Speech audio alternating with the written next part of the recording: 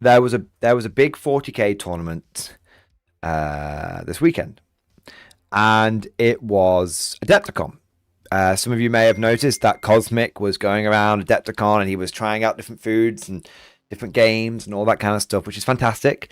But Adepticon is not only a convention, but it also is a place where many tournaments happen. They have narrative tournaments, big narrative apocalypse battles.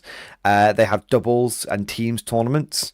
But the event that I suppose covets the most glory Fun Jacob this weekend. The event that covers the most glory is the singles, the championships, and it's a super major event. And there are hundreds of players at this event, and they battle it out over a minimum of 2 days. And if you do very well on the first day and the second day, you actually have to play Warhammer for a third day in a row for a total of like 8 games or something mad. I think that's how they do it. They might just have a very long second day, but the point is you play a lot of games, and if you get through to sort of the final stages, it's actually knockout. It's full blown knockout. So it's quite an Adepticon used to get a bit of a bad rep for its events because they used player placed terrain, and they only had about, well, it was like playing back in 3rd edition. There'd be like one set of trees and one ruin for the whole board. Now in 3rd edition, that was fine, I suppose. I mean, it wasn't, but that's all we knew. In 10th edition, I say 9th edition, when I first encountered Adepticon terrain, it was frankly unacceptable. It was abysmal. But I think now Adepticon deserves to be seen as a proper super major, because they have put a phenomenal amount of Siriade is right, Adepticon was famous for being horrible, but they have put a phenomenal amount of effort into the terrain, and now every single table, from the tippity top to the bottomest bottom, has fully painted, surprisingly immersive GW layout terrain. It's actually, I would argue, better than UKTC terrain when I've been to things like the Manchester Super Major, which is a bunch of one colour, I know, ironic for me, but one colour MDF ruins, just laid out in a specific pattern. It's full-blown plastic GW terrain. And they've got the right size they don't use little perspex mats, they use actual bits of I would say it's like cut up battle mat essentially, but it's a lot more precise than cutting up with like a pair of scissors. And the mat and which the terrain sits on for the right footprint, and they have it where it matches the table, so it's you can see the footprint without it sticking out like a sore thumb. So I think the terrain is actually very good, and so Adepticon should now be considered a proper event. Now, this isn't an Adepticon wanking off session. As much as I would love to wank it off, it's not an Adepticon wank off session. The point is to set the lay of the land. It's a serious event now with good terrain and good players go. And then there was this year. Now, this year, let me get the stats up. Right, it'll take me a second. I might as well talk from a position of strength. This year, there were 291 players at the event. That's a large event. There were 9 rounds. 9 rounds. Okay? And the final battle was between Space Marines, Gladius Task Force, and Eldar Cult of Yenid. Now, Space Marines Gladius Task Force is actually, it's a bit of a hidden gem at the moment. A lot of people kind of dismiss Space Marines as being the noob faction, but I've always said this, there's so much variety in that faction. There's always something they can pull on, and Gladius Task Force is actually, I think, for those of you that I'm slightly out of touch at the moment, but Gladius Task Force it's been snapping necks and cashing checks. It's been doing okay. Remember, terrain is very important as well. So I think it's been doing better on GW terrain, but correct me if I'm wrong on that. Eldar, on the other hand, is obviously broken and is obviously, with your need, fucking cracked. All right? Fucking cracked. If you were to put money on which one of those factions was going to win, you would probably bet on Eldar, because they were being commanded by an incredibly good player, from not one I personally know, but one that has a reputation that precedes him, and as in terms of capabilities. And you would put money on the Eldar. It's a very, very powerful army, being run in the most powerful detachment in the game, arguably right now, even potentially more powerful than Daka Orcs, and it should have won, but it didn't. Now the drama here isn't that Eldar lost, because Eldar lose all the time. The drama is why Eldar lost, because everybody was watching the game. The Eldar were in a winning position. All they needed, it was basically over. It was basically over. All they needed to do was essentially go through the motions in the final turn or two, and it would have been over. Eldar would have won, and Unid would have taken another head. But they didn't. Why? Because they timed out. Now you might not think that's a big deal, but it is, and let me explain why. Because I'm going to reveal some hidden secrets about competitive 40k. The guy clocked out, but the reason why it's a big deal is, firstly, let us consider the factions that are at play here. We've got Eldar, like the elite faction of the game. Okay, even the largest Eldar armies barely have enough models to rival a couple of platoons of guardsmen. And Space Marines, also an incredibly elite army. These are not two horde armies going at each other. And I don't, by the way, full disclosure, I'm not exactly aware of what was in each list, but so I am going off an assumption here. An assumption is the mother of all fuck ups.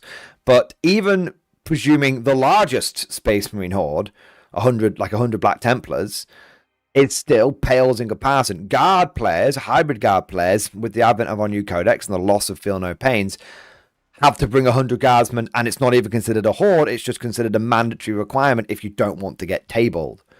So these are not horde armies. These are elite armies with relatively few models. They're being piloted by experienced players who, even with time taken to think about things, should be able to get through the game. Should be able to. But they couldn't. And the Eldar guy couldn't. And personally, I think there's a lot of people that have been laying blame at the Eldar players' feet. In my experience, anytime that Reddit ever does a character analysis of someone, it is fundamentally wrong. Sorry, Reddit, but not really. You have a bunch of people that make up a bunch of shit talking about big players as if they know them personally, and then that shit just gets parroted by other people that want to seem like they know what the fuck they're talking about. So it very well may be the case, but I'm going to dismiss that from this argument because I can't confirm it nor deny it, and I'm not going to fucking perpetuate that particular bad habit. I am a moral paragon, clearly. So I'm going to reveal to you the real reason why that game couldn't finish on time, and the real reason why we have seen more and more of this happen. Remember, it was it a couple of weeks ago? 2 or 3 weeks ago? We had, which tournament was it? some sort of open, which used like the frontline game. I can't remember which one. Chat will be able to remind me. But there was War Games Live was recording the whole thing from the get-go, and it was just people timing out on round 4 again and again and again. And even the guy that runs War Games Live was like, I don't know what the fuck's going on. Everyone keeps timing out today. Even people using chess clocks were timing out. So it wasn't a case of not using clocks. You know, you had judges coming over and being like, it's hard dice down. You guys are 30 minutes over. You've got people with, you know, just completely timing out. Cherokee Open, that was it, Joe. Thank you for the reminder. Thank you for the confirmation. The real reason why these guys timed out is because they couldn't talk the game out. You see, there is a perception online once again. And once again, I think this has come about from keyboard warriors on Reddit, where you are not allowed to talk out the game. Talking out the game is a form of soft cheating. I'm going to say it right now. Bollocks. Okay? There's two kinds of talking out the game. There is talking out the game where basically it's very obvious who's going to win. So you go through with your opponent, drawing objectives, and you honestly record what the scores are. And then you've got, and this is true, so it's only half bollocks, okay? And then you've got the people, and this is why you sometimes have very, very high-level players that somehow score 100 points every single game until they get to the final when they're on live stream, and then somehow they can't score 100 points and they only get 80, but they still win. How does that work? That's because those people are doing the bollocks bullshit talking out, and they're saying, oh, well, you know, I'd be able to max my score out because I do this, this, and this, and this. So let's put 100 down for me. But, you know, we'll put like 95 down for you. So it's only like a small win. That's the bullshit. And that's the soft cheating version.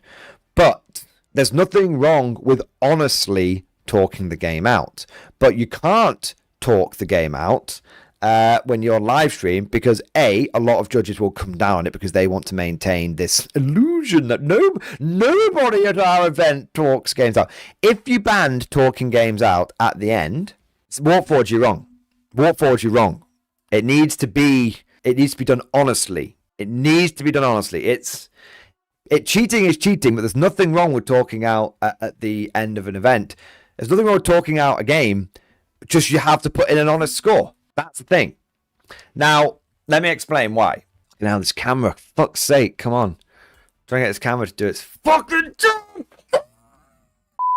So, it needs to be regulated because you need to be regulated, and it should only be done for turn 5.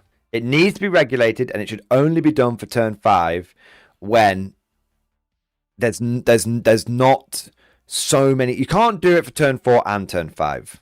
You can't do it for turn 4 and turn 5. You can only do it for turn 5. That's how I see it. I've seen people try and talk out turn 3, turn 4, turn 5. Do you know what I mean? That's when it's bollocks. 100%. That's when it's bollocks. But the point is, talking out is a symptom of the larger problem.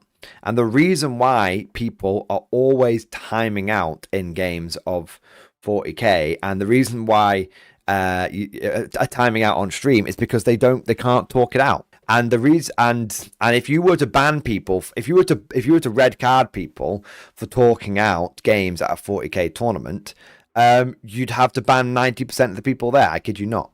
Over 5-round GT, over 5-round GT, 90% of players are going to get to the point when they've been absolutely bummed in a game. Maybe they've been smashed in 3 turns, tabled in 3 turns by Eldar, or maybe there's literally 5 minutes left on the clock. They've got like all they're going to do is go, that goes there, done, and the opponent draws their cards and goes, yeah, that goes there, that goes there, that goes there, done.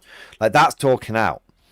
So you'd have to ban 90% of players, so you can't ban it. It just has to be regulated and done honestly. Why does everyone need to talk the games out? And what is the problem with the game that is causing these issues to keep coming up? The game takes way too long to play. It's that simple. 40k right now, I think the minimum time to ensure that all people in a game including deployment, can play every turn, play every turn without talking a single thing out, 4 hours. That's how long the game needs to take. It's too big. The game, and it is a case of too many, and it's not just one thing. It is a case of there being too many models. It is a case of there being too many rerolls.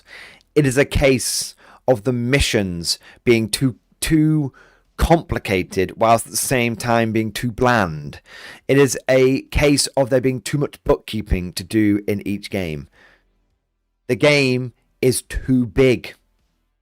And you are asking people to complete an impossible task. You cannot play a game unless one side is being absolutely butt-fucked. You cannot complete a reasonable back and forth game, a close tournament game, in 3 hours. It can't be done. It can't be done. And it's not, and people will say it's too many rerolls. That is one part of it. But fundamentally, it's everything. I've said this from the beginning of 10th. It is built on sandations. It's built on foundations of sand. And this is not based on, I am not a random dickhead from Reddit who is talking about this, and I've never been to a fucking GT. I've never been to a super major. Over the course of 10th edition, I have been to well over triple digits of competitive games. I'm not even talking practice games. At this point, I must be 30, 40 tournaments deep. On average, probably more. I probably went to 30 tournaments in this last year alone. On average, I was going to two every 3 weeks. So one every week and a half. I'd say even if you said I was going to twice a month, that's still coming up to 50 tournaments easily. Okay, so and that's RTTs, that's GTs, that's super majors, that's WTC style events, that's UKT style events, that's GW style events, that's events in the UK, and that's events in the US. Okay, so I'm not talking about this from an uninformed bullshit Reddit opinion. I'm telling you the fucking truth.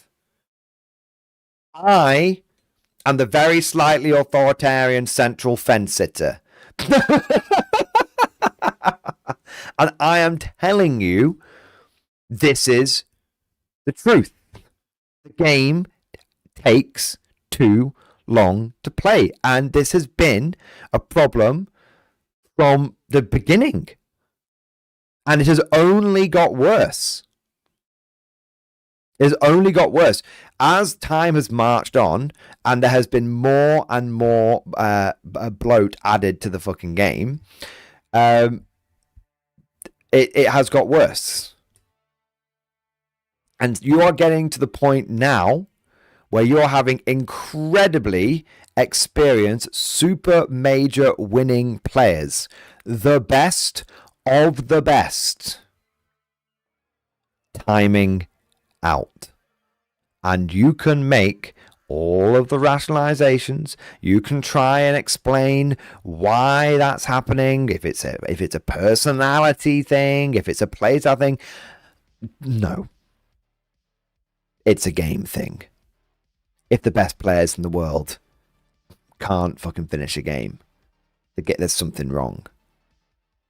It's that simple. So, let me make something abundantly clear. This sounds like 40k in its current format with the current rules could, like, without making any changes right now, could be made better simply by putting tournaments on a 4-hour clock. Then you're getting 12-hour days on tournaments, which is bonkers. Let's make something abundantly clear here. The game functions. The game works. The way that there's not the way that the missions are laid out works. The way the terrain has become more standardized works. The way that codexes are being developed, with there being different attachments and stuff, even without granular points and stuff, in terms of like a gameplay perspective, it does work. All of it works. The problem is that players are being asked to play the game in a time frame that is too tight. And so this comes that so we then have to ask the question, how do we fix it? Well, there's the natural inclination to obviously simplify the game, cut it down. But you know, you're going to get a huge amount of pushback for that. Because let me explain to you the competitive player's mindset. Every single time GW has tried to make points more restrictive in the past, the competitive community has pushed back on it. When I first played in tournaments in 5th edition, the standard game size was 1,500 points. That's what the game was designed around. And then in 6th edition, GW tried to make things more expensive because people said the game was too bloated, you could fit too much in. To be fair, you had like 40-point guardsman squads, so the squad started going up to things like 50 points and stuff like that. The competitive community's response was not, okay, we'll stay at 1,500 points, and now things are more expensive, so now we've got to like adapt our lists. The competitive community went, all tournament lists are now 1,750. So the impact was that GW made things more expensive, and the competitive community went, well, we'll just take more points, then we'll just make the games bigger. And then GW did it again in 7th edition, and the community went 1,850. And then GW brought out 8th edition, and the community went 2,000 points. So you can try and make things more expensive. You can try and fuck with the points, but the problem is that if you we saw this in Warhammer Fantasy as well. By the end of Warhammer Fantasy, before they took it round back and shot it to the back of the head behind the chemical sheds, games had gone from a standard game size of 1,500 to 2,000 points to 2,400 to 3,000 points was the standard game size because of the competitive community. So you can't just tweak points. This isn't going to be fixed with points changes. This isn't going to be whether we have granular points or fixed points. It doesn't matter. This isn't going to be fixed with points changes. 2K has not always been the standard. 2K was only the standard from 8th edition onwards. 2K was not the standard in 7th edition and before. So this needs to be rethought. Now, if I was to, I guess one of the big questions is, has this got worse over the course of 10th edition? And I would say yes. At the beginning of 10th edition, but I think there's two factors to it. At the beginning of 10th edition, I think you could get games done in 3 hours. But there's two factors. There's rules changes and there's community changes. At the beginning of the edition, nobody knew what the fuck they were doing. And ironically, that meant games went quicker. You'd think that 2 years into an edition, games would go quicker now because we all know what we're doing. No. Because our lists weren't juiced up to the fucking gills as efficient and killy and ludicrous with a million interactions and overlapping buffs and shit as they are now. Because everyone was like, I've got a squad of guardsmen. I've got a squad of space marines. That unit just fired its fucking bolt rifles. And that was it. Now, look at a unit of Space Marines. Unit of 10 Intercessors can put out, 40 shots with full rerolls to hit, with lethal hits and sustained hits and all these other and, you don't just roll your hits and pick your hits out. You've got to roll your hits. I've got to put these 6s over here. I've got to add these dice in because I rolled these 6s. Then I've got to re-roll those dice. Then I've got to pick out the 6s again. Then I've got to add more dice in because I've got lethal and sustained hits. There's think about how many steps there are in simply rolling to hit now for some armies. It used to be one interaction. You roll your dice. Take the misses out. Then you go to wound. You roll your dice, take the wounds out. That's it. That's all it was. Now, like I said, you roll your hits, you take the misses out, put them to one side. You then pick out at least 6s, often 5s and 6s, and those will add in at least, they will have some impact on the game, either lethal or sustained. So that is a whole time sink where, and because this is one, you might say, oh, this is only one squad. This has to be done every single turn across multiple units. So now I need to take those hits out and put them, those special hits out, put them to one side, potentially add more dice into the pool. So that's another step. So we've taken the 6s out, one step. We've added more dice in, second step. We're then picking up the rerolls, the misses, rerolling them. That's a third step. Then we're picking out the 6s again, and then which is another step, and then we're adding the dice. It's 5 or 6 steps. It's 5 or 6 steps to just roll to hit on lists that are built properly and efficiently. Now, that is fundamentally two things. One, fucked, because it's taking a lot of time up. But two, something players should be rewarded for doing. Think about it. Someone doing all of those things and making themselves have sustained hits and real hits is not a bad thing. That is someone building their list as best they can do and playing their list as best they can do. They're doing what they should be doing. They're interacting with the rules the way they should be and getting the most power out of the units. Of course, that's what they should be doing. This is not demonizing. There's no demonization going on here. There's no demonization going on here.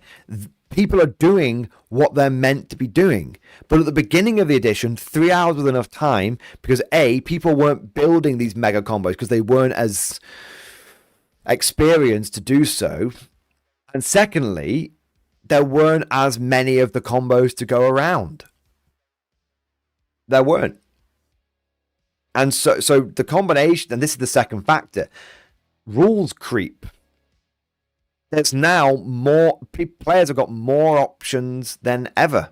So it's a combination of people getting better at the game, but it's hence why you've got experienced players timing out, people getting better at the game, and the rules providing players more options to stack all these buffs on. And we're just talking about the dice rolls at this point. We're just talking about, we haven't even got to the fact of the missions. Let me take you through a typical turn in Old World. Old World, one player declares all their, first thing they do, declares all their charges. Second thing they do is all remaining movement. Third thing they do is they do their shooting. Fourth thing they do is combat. Then they hand over the turn. Then we look at 40k. The first thing that I have to do is draw my cards. I then have to process the cards that I've just drawn. I have to look at them and look around this. I'm not even moving a model yet. I'm going to look at them, look around the map, which units can do which objectives, because the missions aren't set. So it's like I've got to pick my cards up. Okay, I've got secure no man's land and I've got like established locus. Okay, so now I need to look at the units that are available to me and work out which units are going to do which. And I have to plan. As a player, I'm expected to do all of that in a second. Then I have to start moving all of my units. Oh, wait, no, but actually, technically, I've missed a step. The first thing that we have to do is do scout moves. So at the beginning of the game, we do our scout moves. Then we pick up our objectives.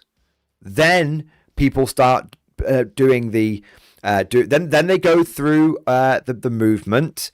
Of which it's not even fixed movement. In bolt action, if you want to advance and to use 40k terms, to move further, you don't have to roll a dice. You move 6 inches if you want to move and shoot. You move 12 inches if you want to run. Everybody in bolt action auto advances 6 inches. In Old World, if you want to double move, if you want to move further, advance, and turn to use 40k terms, you just double your movement. So if you're infantry, you go from moving 4 to moving 8. If you're cavalry, you go from moving 7 to moving 14. You don't have to roll a dice. Again, think about it. You're rolling a dice, looking at the result, calculating how far that goes, having to think about if that's far enough to get to the objective. In Old World, if I've got to take the Lonely Tower, I just go, I'll march 8 inches. Done.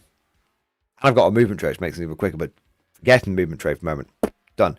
I don't need to roll a dice on that unit, and if that unit doesn't get far enough, I then have to go back and think about moving it over there. And then try another unit, and then another unit until I get the result that I want. I just move. So you've got there's the thing with 40k, and again, we're not shitting on it. It is very, very, very possible to argue, and I think is in a funny sort of way, potentially a credit to the game, which is that there are lots of decisions to be made. People, in a funny sort of way, the game is simplified but not simple. The game isn't simple. The problem is that people are being asked to make too many decisions in the time frame they are given. And there are so many. Here's the thing. There are so many decisions that need to be made, and this is a criticism of the game, that I think it melts your fucking brain. This is going slightly off topic now. We're moving away from the time thing for a second. This is a little offshoot, but I think a very important offshoot. It melts your fucking brain, boys. How, if they took peptides, they could move faster, they wouldn't be timing out. I love it, Chaos. I love it. But think about it. Answer me this, chat. Twitch gang, YouTube gang, answer me this. How many times have you got to the end of a game of 40k and you are exhausted? One game. Even if the game only took 3 or 4 hours, you played it within a relatively normal time frame. How many times have you got to the end of a game, just one game of 40k, and your brain is melted? Happens to everyone. Now imagine doing that 3 times in one day. Now imagine doing it 5 times over one weekend. Now imagine doing it 8 times over 2 days if you get into the final point of a super major, or 9 times if you're at Adepticon. 40k melts your brain because players are being asked to make a lot of decisions. There is actually a surprise. And again, you can argue all of this decision making can make for an incredibly tactical and rewarding game. 40k is far beyond just smashy, smashy, fuck. It's far beyond that. I think people don't give it enough credit. I think I've said this many times, if you take a list that's purely dedicated to doing damage, you will win 50% of your games. And if you're struggling to win any games, a sort of cheat code, although you're not becoming a better player, so you kind of have to relearn things, but a sort of cheat code is just take pure damage output, because 50% of the time it'll work. And if you're like, I would fucking kill a man for a 50% win rate, I'd suck every fucking dick in the fucking room for a 50% win rate, then you can do it. But if you want to become a better player, going pure damage output doesn't work. This is a far cry from previous editions of 40k. This is a far cry from Beloved 5th edition. In Beloved 5th edition, the most powerful list in that edition was Guard Leaf Blower, and it was called Leaf Blower because it blew you off the table. In 9th and 10th edition, Leaf Blower style lists don't work all the time. So in a crazy sort of way, 40k has solved one of its fundamental problems. You don't win by blowing people off the table anymore. It won't get you all the way. You have to do more than that. But again, players are being asked to do it in too short a time frame. Now, let me put it this way. I wanked myself off earlier. I said I've been to 50 tournaments. I've been to 50 tournaments, at least, over the last 2 years. There's a reason why I rarely go to GTs and super majors. I used to go to GTs all the fucking time. I used to look down on RTTs. I told you, I'm honest. I will always be honest with you guys. I am the fence sitter. I am the beige guy. That is a true reflection of me. And I will be honest with you, I used to scorn RTTs. I saw them as lesser tournaments. I thought that they were just for casuals. Now I love RTTs. Now RTs are my go-to. RTs are my go-to. Why? Because I get a day off.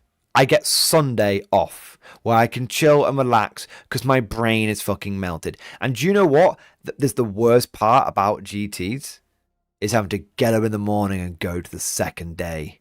Why? Because you feel obligated. You feel like it's something you have to do, not something you want to do. And the reason you don't want to do it is because your brain's fucking melted. You're knackered. You're absolutely fucking knackered. Now, let me contrast that with the fact that only 4 months ago, roughly 3 or 4 months ago, it might even have only been 2 months ago, but within the last 4 months, we'll say, I went to a bolt action tournament and then I went to an old world tournament in the same weekend. I didn't play 5 games of tabletop. I played 6 games. I went to a bolt action RTT on the Saturday and an old world RTT on the Sunday. And on the Monday, I did a full day of work and streaming and my brain didn't melt out my fucking ears. Because those games don't require such a mental load. It's made to kill. So, to sum all of this up and to sum up this drama, the timing out, the fact that a super major event for 40k ended because someone timed out is incredibly symbolic of some of the fundamental things, I won't necessarily say problems, but fundamental things that are in 40k right now. There are a lot of rerolls. There are a lot of stackable buffs. There are a lot of rules. There are a lot of decisions that are being expected from the player. And frankly, we have got to the point where 3 hours is not enough time if you're not going to allow people to talk games out. And if you don't like the idea of games being talked out, because admittedly, people do abuse the honor system, then the only choice is to make the games longer. That will have its own side effects, positive and negative, but that's the only option. The other option is we need to simplify the game properly. We need to strip out a lot of player decisions. But again, that will come with its own advantages and disadvantages. But however you slice it, whichever side of the fence you fall down on, whether you agree with my proposed solutions, whether you agree with or disagree with my proposed solutions or my proposed things that I've thrown out there, the point is this: 40k takes too long to play. And everybody knows it.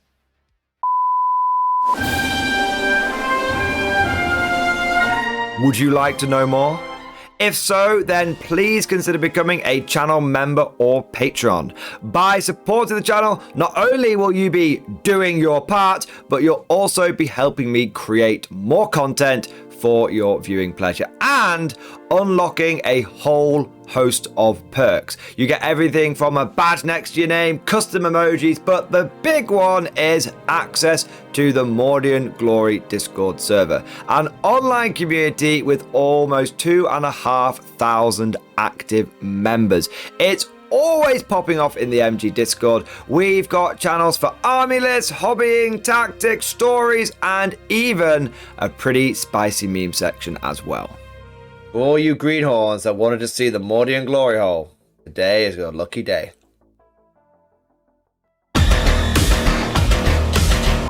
And joking aside, I do want to say a massive thank you to all of the current channel members and patrons.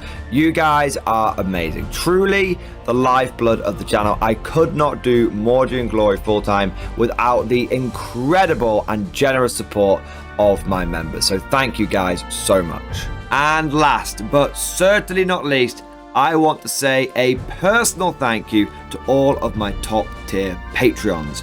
These are the War Masters, the people who have truly gone above and beyond the call of duty.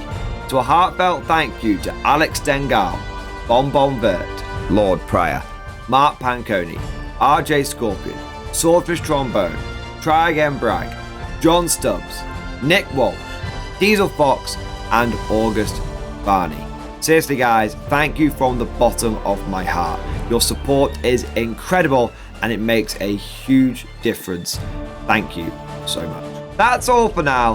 Hope you've all enjoyed today's video, and of course, as always, see you guys next time.